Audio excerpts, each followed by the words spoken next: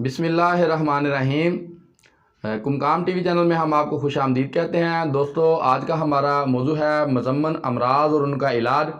दोस्तों, मज़म्मन अमराज वो होते हैं जिनका अंदरूनी इसबाब की वजह से जो बीमारियां पैदा होती हैं, इंसान के अंदरूनी इसबाब की वजह से जो बीमारियां और अमराज लाहक होते हैं, तो उनको मज़म्मन अमराज कहा जाता है। और इनकी कई इकसाम हैं। मसलन मरूसी बीमारियां जो नस्ल दर नस्ल इंसानों में चली आ रही हैं, वो बीमारियां जो जीन्स पैदा करते हैं, वो बीमारियां जो बच्चा अपनी माँ के पेट से लेकर आता है, हार्मोन की वो बीमारियां जो ऐसे मादों से तल्लक रखती हैं जो गदूदों से बराह रास्त खून में दाखिल हो जाती हैं, और मेटाबॉलिक बीमारियां जिनका तल्लक जिस्म के तामीरी और तखरीबी अमल से है।